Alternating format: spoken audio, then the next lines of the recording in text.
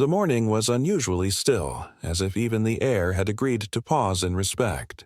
Jordan Evans stood on the back porch of the house she had grown up in, holding a ceramic urn close to her chest, its weight far heavier than the ashes inside could account for. Her mother had died 3 weeks ago, quietly, in the same upstairs bedroom where Jordan used to sit beside her as a child and listen to old jazz records. There had been no drama, no final gasp of revelation, only a calm, steady breath that never returned. In her final days, her mother had been lucid, even firm in her wishes. No church, no formal procession, no lines of mourners in dark suits. She had said she didn't want people to remember her under fluorescent lights with scripted words from strangers. "If you must say goodbye," she had whispered, "do it here, in the garden, where the light touches everything." And Jordan had promised. Planning the memorial had been quiet work. She had refused offers from distant cousins and awkward neighbors, choosing instead to do everything herself. There was a kind of sacredness to the routine. Repainting the weathered bench near the hydrangeas, clipping away wild branches that her mother used to call nature's handwriting, and cleaning the old wrought iron patio table where they once drank tea on rainy afternoons. It wasn't meant to be an event. There were no invitations, just a few personal calls to the handful of people her mother had loved enough to keep close. Some would come from out of town, others from across the street, and a few might not come at all. But it would be enough. Jordan didn't want spectacle. She wanted something real, unvarnished, honest. What she hadn't expected was resistance. Not from strangers or bureaucracy, but from the very community her mother had lived in for over 30 years. The house, tucked deep inside a picturesque suburban neighborhood, was now governed by a homeowners association. Jordan had always known about the HOA, how it enforced lawn heights, banned certain mailbox colors, and issued warnings if holiday decorations lingered too long, but she had never imagined it would interfere with something as intimate and human as a farewell. The trouble began subtly. A printed notice appeared in her mailbox unsigned, reminding residents that outdoor displays and gatherings required prior approval. Then came a second envelope, this time with her name typed out formally and a clause highlighted in fluorescent yellow. Events involving ceremonial rites must be cleared with the board, especially if visible to adjacent properties. Jordan didn't respond. She couldn't.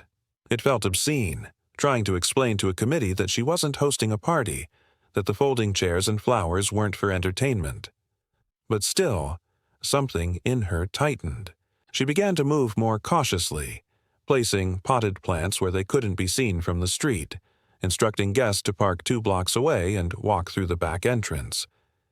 It felt absurd, sneaking her own grief past watchful eyes. And yet, as the day approached, she focused only on the promise she'd made, to keep the goodbye simple, dignified, and rooted in the place her mother had loved. That morning, as she stood there in the silence, she heard the sound of footsteps behind her. Turning, she saw a figure approaching from the side gate, tall, composed, carrying a leather folder against her chest like a badge. Karen Holloway, chairwoman of the HOA. Her presence was not a surprise. Jordan had seen her the day before, pacing near the property line, talking into her phone with sharp, clipped gestures. Now, she walked deliberately, her mouth set in a thin line, her blouse stiff with effort. She didn't look at the urn in Jordan's arms. She didn't offer condolences. Instead, without so much as a preface, she said, "I have to remind you once again that this type of gathering is not authorized under community regulations." Jordan didn't answer. She couldn't. The sheer absurdity of it, the tone, the timing, rendered her momentarily mute. Karen continued, her voice flat but insistent. "We've received concerns from neighbors about an outdoor event involving amplified sound and the display of unauthorized fixtures. You've already been advised." For a brief moment, Jordan imagined setting the urn down gently, stepping forward and screaming in Karen's face, But she didn't. Her mother would have hated that. Instead, Jordan looked her in the eyes and said quietly, "You don't have to be here." Karen didn't flinch. "As chair of the board, I do." Then she pulled out her phone. "I'm documenting this now for compliance purposes." Jordan turned away without another word. Behind her, the folding chairs had been arranged in loose arcs beneath the Japanese maple, and sunlight filtered through the branches in golden sheets. It was a place of memory. It was a place of peace. But it was also a battlefield now, quiet and cruel, where grief had to fight for space to breathe. It began slowly, as things often do when control wears a polite face. After Karen Holloway's visit on the morning of the memorial, Jordan expected tension, but not escalation. She had assumed, perhaps foolishly, that Karen's presence had been the culmination of whatever petty bureaucratic performance the HOA required. That she had shown up, said her piece, and left meant it was over.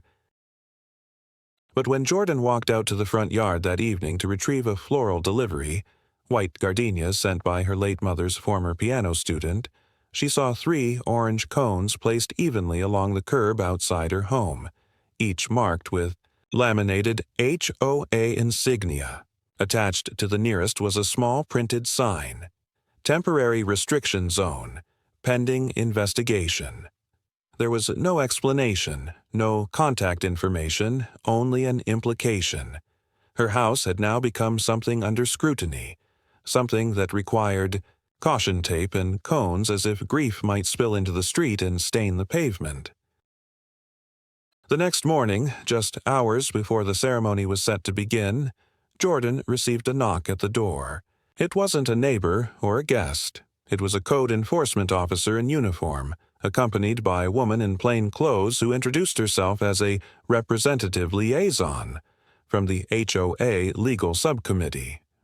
They were courteous, almost disturbingly so. The woman smiled as she handed Jordan a clipboard with a printed statement. "We just need you to acknowledge receipt," she said, tapping a line at the bottom of the page. Jordan read the document. It cited multiple reported violations, including unpermitted assembly, obstruction of visual conformity standards, and failure to notify the board of a non-recreational gathering. She didn't sign. She handed it back and said, "This is my house. This is my mother's funeral." The woman tilted her head sympathetically but did not back down. "We understand, and we respect your loss, truly. But community regulations apply regardless of circumstance. That's what keeps the neighborhood harmonious."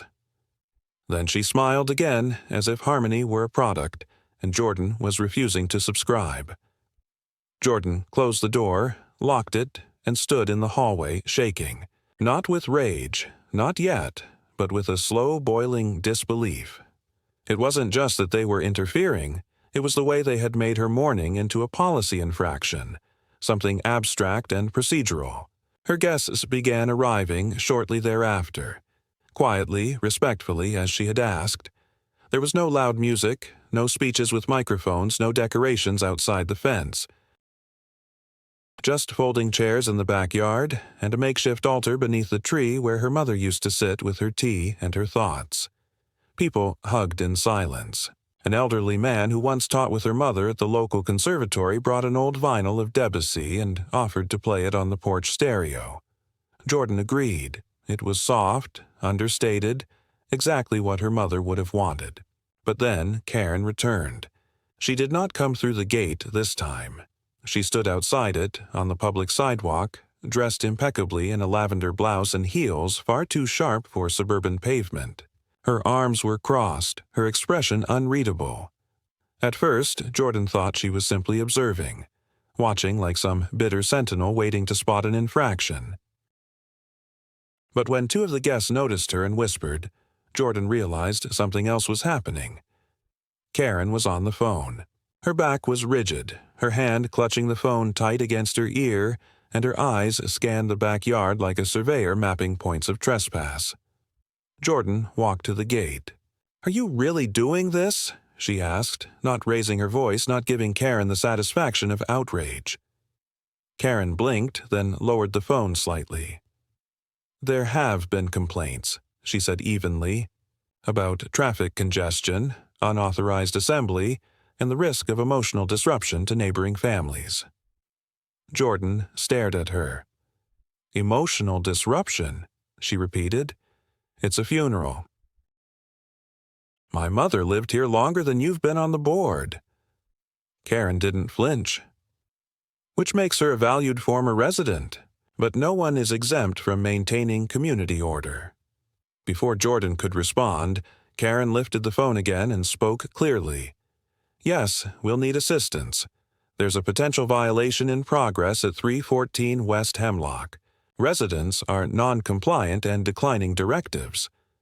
Then she hung up, looked Jordan dead in the eyes, and said, "I recommend you instruct your guests to move indoors, or disperse until this is resolved." Jordan didn't move. She didn't blink. Behind her, the quiet hum of conversation continued, and the soft notes of the piano sonata floated through the back window. She thought for a moment of her mother's favorite phrase when things went wrong. "This, too, shall pass," but maybe not politely. Then she said to Karen, quietly but clearly, "You don't belong here right now. And whatever you think you're protecting, it isn't worth what you're about to do." 15 minutes later, the police arrived. Not one car, but two, as if the words "non-compliant resident" had triggered a protocol more suited to violent dispute than quiet grieving. The officers didn't emerge aggressively. They parked calmly, stepped out slowly, and walked toward the front of the house with cautious professionalism. But Jordan saw the ripple pass through her guests, the way shoulders tensed, voices dropped, eyes flicked toward the street in apprehension. It was no longer a safe space. It had become a monitored one. The first officer approached the gate. Jordan met him there. He asked politely what the gathering was for. She told him, in the same tone she might use to read a bedtime story. "It's my mother's memorial." In her backyard. As she requested, he nodded, looking over her shoulder at the chairs, the small group, the urn resting on the table. Then his eyes settled on the side table near the altar, where her mother's old wooden jewelry box sat open. Inside, among a few velvet-lined pieces, was a folded triangular flag. A military burial flag, pristine, carefully kept. It had been her grandfather's. The officer's demeanor shifted almost imperceptibly. His spine straightened. He took a breath. Then, quietly, almost reverently, he said, "Is that for her?" Jordan shook her head. "Her father. She wanted it displayed. He raised her in this house."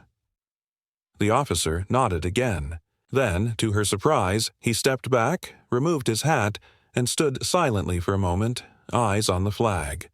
His partner did the same. Karen, still watching from the sidewalk, seemed to freeze. Not in embarrassment, but in confusion, like a performer who missed her cue and suddenly found the stage rearranged. No citations were issued. No guests were told to leave. The officers remained for a few minutes, then offered their condolences and returned to their cars. Karen lingered briefly, then turned and walked away. But the damage was already done. What should have been sacred was surveilled. What should have been private had been made public, and Jordan, though she didn't cry, felt something inside her shift, some quiet inner door closing, not in grief, but in resolve. She would not forget, and she would not let it go. Something had been violated, not just her rights, but the invisible contract that governs decency between neighbors.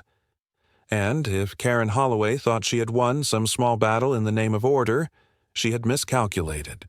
Jordan was not a fighter by nature, but she had just buried the only person who had ever stood between her and the world. Now, there was nothing left to lose. And that made her dangerous in a way no one, not even herself, had expected. The days following the funeral were a strange blend of emptiness and quiet hostility. The silence in the house was expected. Jordan had anticipated the ache of her mother's absence, the strange echoes of footsteps in rooms once full of breathing, warmth, and the soft hum of presence. What she hadn't anticipated was how that silence would be mirrored outside, but with edges sharp enough to cut. The neighbors, once passively indifferent, now regarded her with carefully neutral expressions. No one said anything overtly cruel, but greetings were shorter, smiles tighter, and driveways remained closed off even when she walked past with her head lowered and shoulders drawn. It was as if grief had marked her not just as bereaved, but as inconvenient, like a season overstaying its welcome. Karen Holloway, for her part, was nowhere to be seen for 3 days. Jordan began to think, irrationally perhaps, that some part of her had finally recognized the obscenity of her actions and chosen to retreat, to let things settle. But peace in HOA-governed neighborhoods rarely emerges from absence. It grows in paperwork, warnings, and formalities, each sheet of printed text another brick in a quiet war.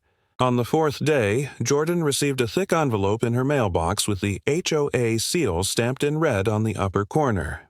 The contents included a written notice of violation, photographs attached with colored arrows pointing to unauthorized outdoor fixtures, and a breakdown of fines.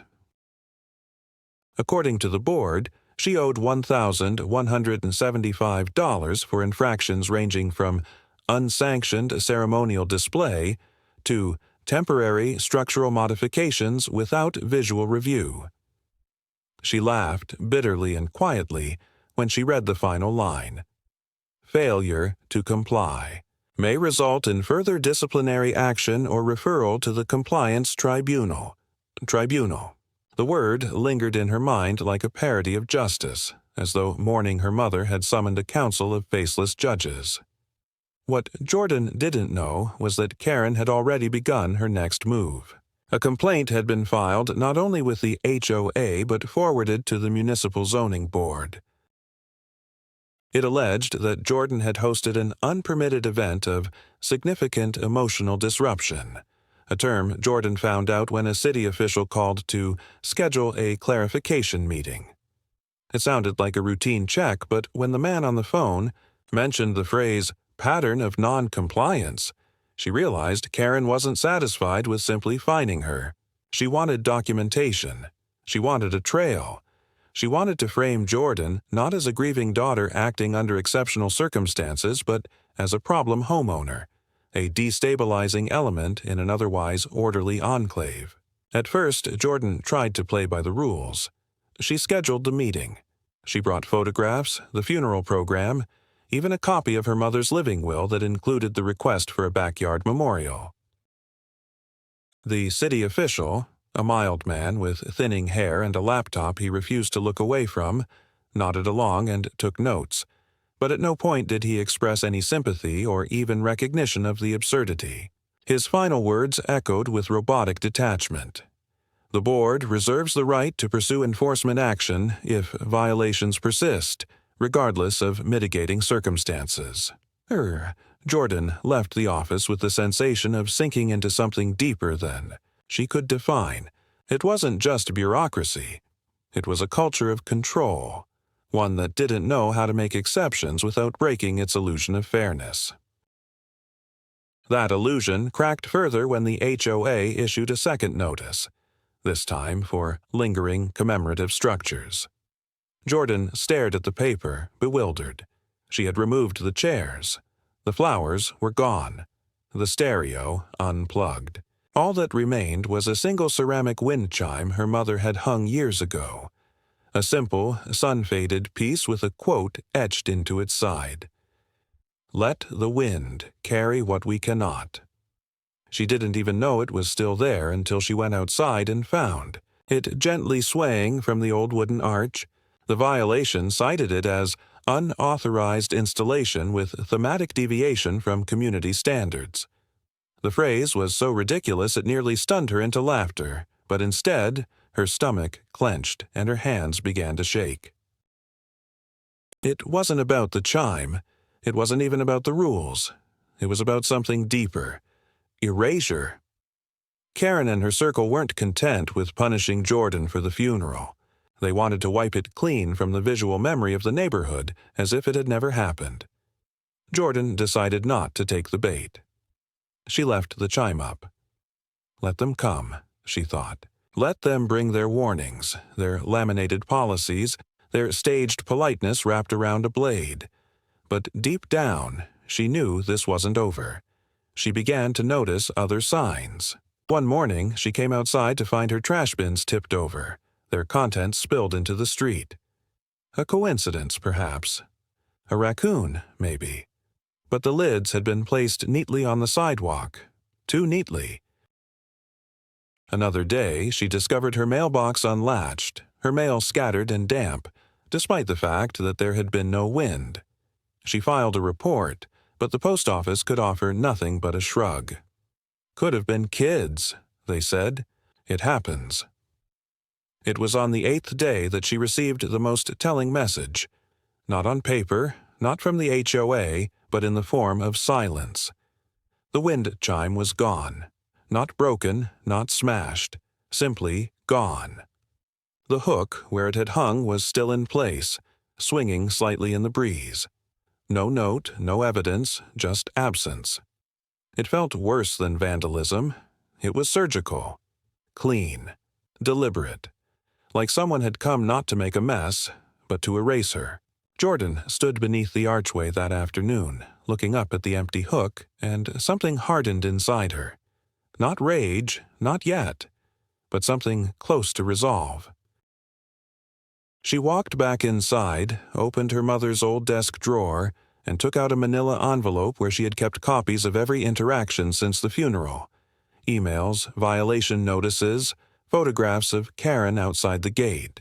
Then she opened a blank document on her laptop and began to write. It wasn't a complaint. It wasn't a threat. It was a statement, a record, something permanent. She didn't know yet where it would lead, but she knew this. If Karen wanted to bury the memory of her mother along with her body, she had chosen the wrong person to intimidate. The realization that she was being slowly, methodically erased from the narrative of her own loss altered something fundamental in Jordan Evans. There had always been an unspoken agreement between her and the world she inhabited, that if she kept her head down, followed the rules, and did not make waves, she would be allowed to exist peacefully. It wasn't a philosophy born out of fear or submission, but from a learned efficiency in navigating systems that had no space for the unpredictable, the emotional, the human. But now that she had buried her mother, the only person who had ever granted her emotional permission to step outside that silent contract, Jordan found herself drifting into unfamiliar territory, not just resisting the pressure, but questioning its entire foundation. The question was no longer whether she had violated HOA regulations. The question had become more existential. What kind of community demands obedience in the face of mourning, and who exactly benefits from that kind of obedience? It was in this altered mental landscape that Jordan began to dig, not in the literal sense, but through records, bylaws, archived newsletters, and old board minutes. She had no formal training in legal matters, but grief has a way of sharpening the mind in unexpected ways, and hers was becoming ruthless in its focus. She discovered that Karen Holloway had served as HOA president for nearly 9 consecutive years, a tenure marked by an increase in policy strictness and a gradual centralization of decision-making power into a smaller and smaller group of board members, most of whom were either personal friends or professional affiliates of Karen herself. Several community newsletters had been quietly scrubbed from the HOA website, but Jordan used the Wayback Machine to retrieve earlier editions, and what she found there was telling, not in what they said, but in what they stopped saying. Over time, the tone shifted from neighborly announcements and gardening tips to lists of compliance reminders, enforcement warnings, and veiled admonishments against vague infractions like visual disharmony and non-conforming presence. The deeper she looked, the more Jordan began to understand that Karen's HOA was not a collective of concerned neighbors, but a miniature regime, legal, technical, and disturbingly precise in how it wielded language as authority. There were residents, especially newer ones, who had learned to conform quickly, having no investment in the history or texture of the community. But there were others, long-timers like her mother, who had quietly resisted, who hung on to their porch wind chimes, their garden sculptures, their faded paint. Some had vanished suddenly, selling their homes within months of receiving persistent violation notices. Others had simply disappeared from the board's records entirely, as if they had never belonged to the neighborhood at all. Jordan made a list of these names and began reaching out. Most didn't respond. A few did, cautiously. One woman, Margot, now living 2 towns over, agreed to speak over the phone. Her story was striking in its resemblance.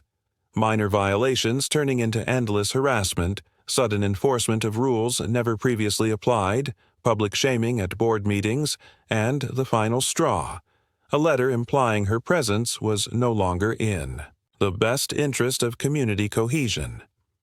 She moved within a week, emotionally wrecked, her family shaken. She warned Jordan not to fight. You can't win.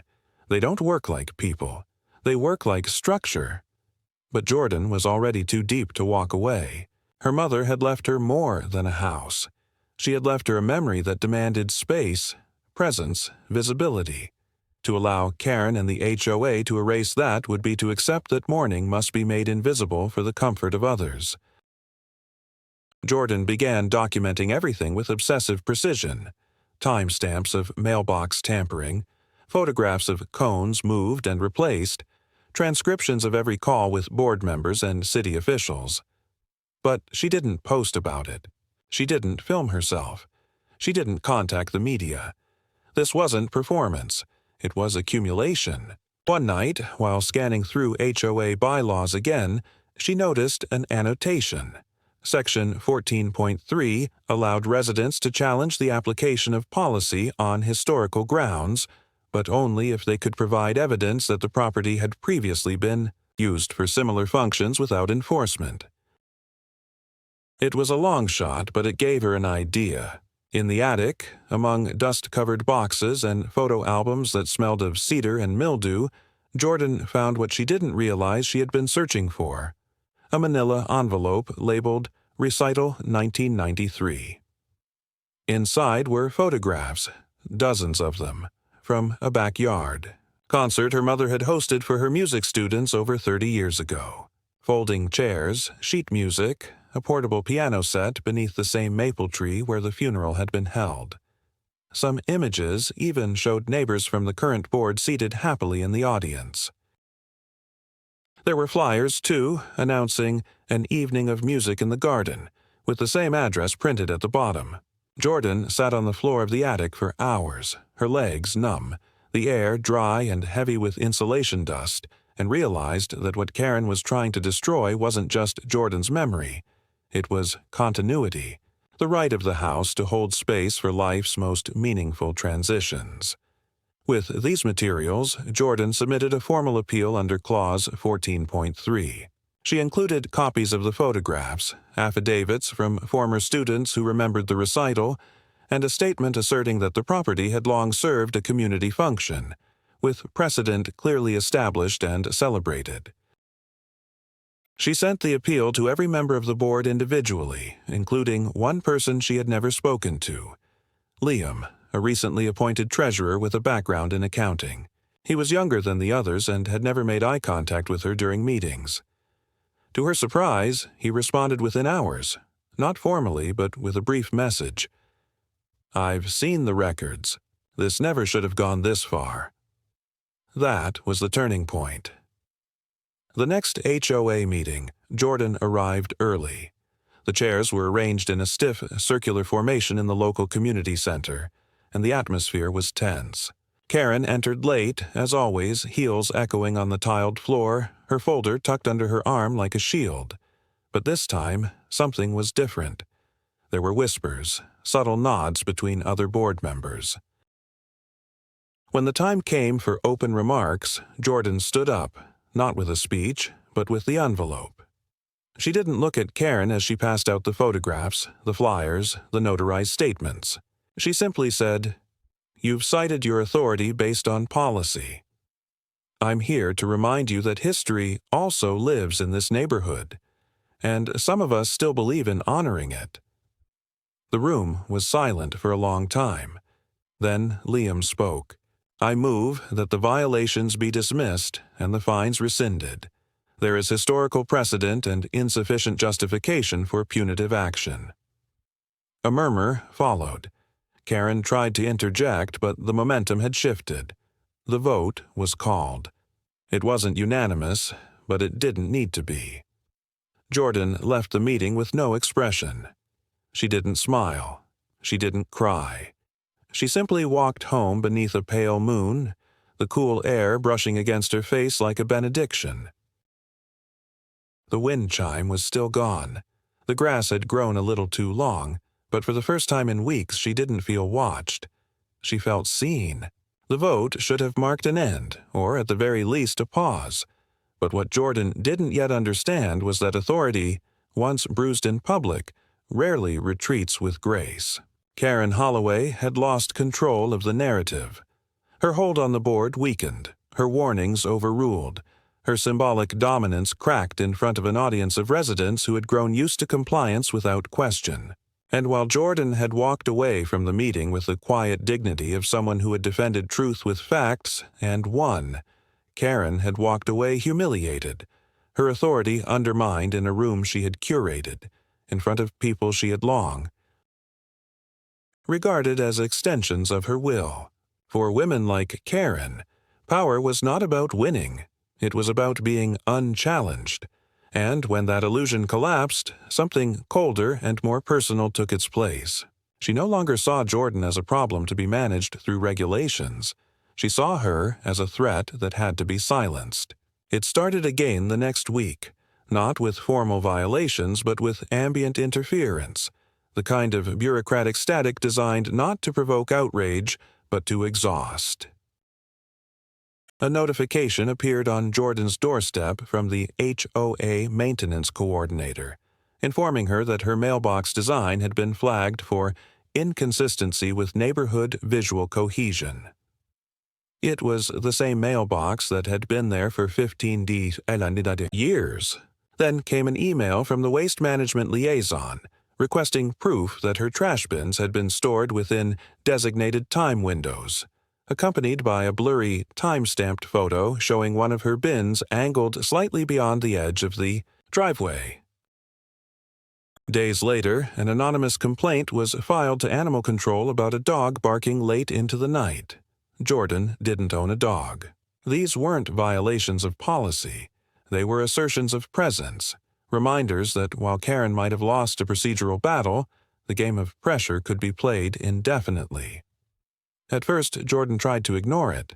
She told herself that the vote had been public, and the facts were on her side, and that Karen was simply lashing out in the wake of a loss. But something deeper shifted the morning she noticed the same silver sedan parked near the corner of her block 3 days in a row, its engine idling just long enough to be noticed before driving off. It wasn't overt surveillance. It was suggestion, implication. A presence meant to be felt rather than confirmed. She mentioned it once to Liam in an offhand email, half as a joke, but he didn't laugh. He responded quickly and simply, "Document everything. If you need support, I'll show up." That unsettled her more than she expected. It meant she wasn't being paranoid. It meant someone else believed this had stopped being procedural and become personal. Then came the petition. Jordan found out about it when a neighbor she barely knew, a woman named Denise who wore large sunglasses and always mowed her lawn precisely at 6 a.m., approached her while she was weeding the garden. Denise didn't say hello. She simply said, "I didn't sign it, just so you know." When Jordan asked what she meant, Denise paused for a moment, then added, "The petition to review your continued residency." The words landed with the absurd weight of a foreign language. "What?" Jordan asked, standing up. Denise looked at the street, then at her watch. "Ask Karen," she said and walked away. Jordan didn't ask Karen. She called Liam. The petition, it turned out, had been circulated quietly, door to door, under the pretense of strengthening neighborly cohesion and shared values.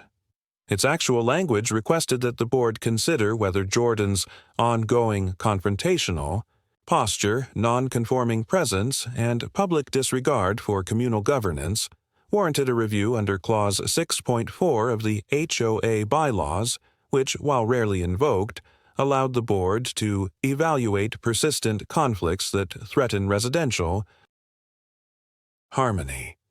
It wasn't a legal eviction mechanism, but it was a symbolic gauntlet, one designed not to force her out, but to suggest that she no longer belonged. Jordan read the document twice and then a third time. It didn't use her name directly, but it didn't have to. Every phrase was tailored, shaped to fit her life, her choices, her defiance. She imagined the conversations that had birthed it. Porch whispers, careful pauses, nods from residents who hadn't cared one way or another until they were handed language that made someone else's grief sound like disorder. And in the center of it all, she imagined Karen, smiling tightly, offering reassurance that it was just a review, that no one wants conflict, and we just need to preserve the culture of our community. The word culture clung to her like smoke, but what Karen hadn't anticipated, what she could never anticipate, was that Jordan wasn't alone anymore. The vote had shifted something fundamental. A few neighbors, previously silent, began to lean subtly in her direction. Not loudly, not with declarations or slogans, but with quiet gestures. An extra nod on the sidewalk, a folded note in her mailbox that read, "You're not wrong," unsigned but carefully handwritten. Liam confirmed that the petition hadn't reached its signature threshold for a formal board review. Karen had tried to summon a movement, but what she got was a murmur, enough to remind Jordan that power, even when eroding, always makes noise on the way down. But the final provocation came in the form of a physical gesture, not from Karen directly, but from her sphere of influence. Jordan came home one afternoon to find her mother's nameplate, once affixed above the mailbox a delicate brass engraving that read, "Evans, 1982," missing. In its place was a clean patch of wall, recently scrubbed. She searched the flower beds, the ground, the shrubs. It wasn't there. It hadn't fallen. It had been taken. It was the last piece, the final fragment of her mother's visible presence. And it was gone. Jordan didn't cry. She went inside, sat at the kitchen table, and pulled out a new manila folder. On its cover she wrote one word in large black ink: counteraction. This wasn't a war she wanted, but it was one she now accepted. Not with spectacle, not with retaliation, but with precision. She would not disappear. She would not be erased. And if the community demanded her silence, she would respond with presence, immovable, unmistakable, and unafraid. Jordan had never envisioned herself as someone who would stand at the center of a room and speak, especially not to a group of neighbors who had, until recently, treated her either as invisible or problematic. She had grown used to existing quietly, occupying as little space as possible, hoping that respect would be returned in kind if she simply didn't ask for too much. But that life, the life of silent accommodation, had been burned away by the slow erosion of grief and the abrasive scrape of unwanted attention. She hadn't chosen conflict, but it had been placed on her doorstep, folded neatly inside envelopes, passed hand to hand under the pretense of procedure, until it was no longer a question of boundaries, but of identity. And so, when the special HOA session was scheduled, a meeting to address recent concerns regarding the culture of community compliance, Jordan did not hesitate. She put on the black dress her mother used to wear to piano recitals, pinned the brass nameplate she had recovered from a neighbor's compost bin to her lapel, and walked through the double doors of the community hall with the unshakable certainty of someone who had nothing left to fear. The room was arranged like a courtroom, though no one said so out loud. Karen sat at the center of the board table, a stack of documents in front of her, her smile thin and deliberate. She welcomed everyone with that same syrupy tone she always used, thanking residents for their commitment to shared values and respectful discussion. But Jordan could hear the tightness behind her voice, the calculation in every word. There was no mention of the petition, not directly. Instead, Karen referred to patterns of neighborly friction and the importance of cultural alignment in long-standing residential settings. Jordan waited. She didn't flinch. She had rehearsed her part, not in front of a mirror, but in the long, silent hours between dusk and midnight when the ache of absence made everything clear. When Karen opened the floor to resident comments, Jordan stood without rush, walked to the front, and placed a folder on the lectern. She didn't raise her voice. She didn't plead. She spoke with a clarity that came not from confidence, but from exhaustion, from the deep understanding that once someone tries to erase your memory of someone you loved, there's no sense in preserving politeness at the cost of truth. She detailed the harassment, not in vague accusations, but in dates, documentation, photographs, names. She read from the letter her mother had written in the final days of her life, where she had described the garden as her sanctuary, and asked that she be remembered there, where the light hit the tree in the late afternoon. She showed the pictures from 1993 again, the recital, the community that had once existed before it calcified into control. She ended not with an accusation, but with a question. Who are we honoring when we punish remembrance? What exactly are we preserving when we silence grief? The silence afterward was heavy, not awkward, not angry, but reflective. Several heads were bowed. A few people looked at Karen. She smiled again, but the edges of it were cracked. She reached for the microphone, clearly prepared to pivot, to reframe, to reclaim her role as the reasonable moderator of conflict. But before she could speak, Liam leaned forward, pressed the button on his own mic, and said calmly, "I move for a full audit of HOA enforcement actions over the last 3 years, and a temporary freeze on all penalties pending review." His voice wasn't loud, but it carried with finality. Another board member, a woman who hadn't spoken during the last meeting, nodded and added, "Seconded." The vote was not contested. Karen tried, softly, to protest that this was premature and emotionally driven, but the words landed without weight. The momentum was gone. The room had shifted around her like sand beneath water. Jordan didn't smile. She gathered her papers, nodded to those who had spoken in her favor, and left the hall with slow, deliberate steps.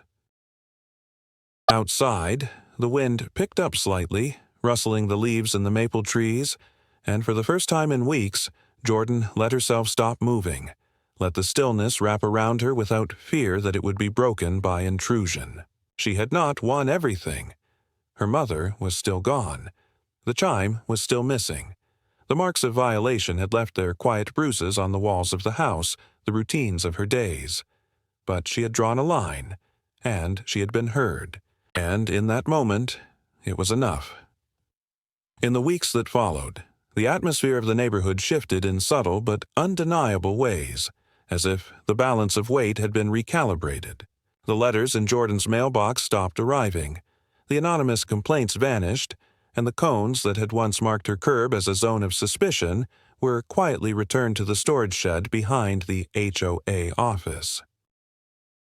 There was no formal apology, no grand acknowledgement of wrongdoing, but silence itself became its own kind of truce, one that allowed her to wake without dread of what new document might be waiting at her door.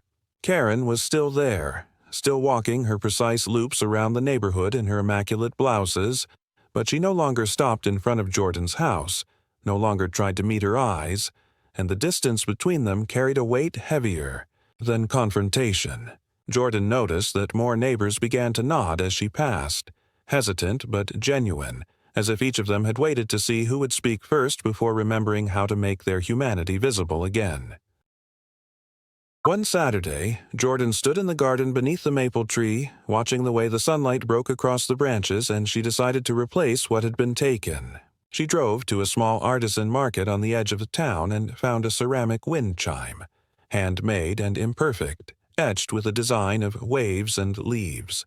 When she hung it from the arch where her mother's old one had once swayed, she did not think of replacement but of continuity, a signal that absence did not erase presence, and that silence could be filled with new sound if given the chance. That evening, as the air cooled and the chime rang faintly in the breeze, Jordan sat on the porch with a cup of tea, the brass nameplate gleaming faintly where she had reattached it, and for the first time since the funeral, the house felt whole. Again, she understood that nothing had been resolved neatly, that the structure of the HOA still stood and Karen still held her title, but she also understood that power had cracked, and in those cracks there was room for something more honest to grow.